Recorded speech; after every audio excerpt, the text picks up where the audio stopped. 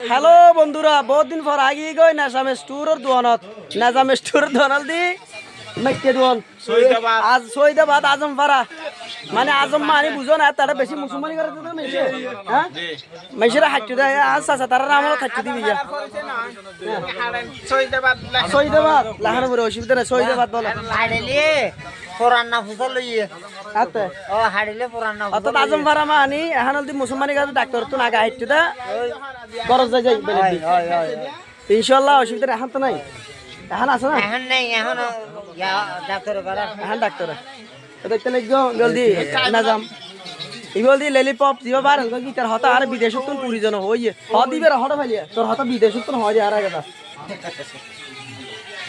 ইন্দা আর কো আছে আর ভাই ইন্দু কো আছে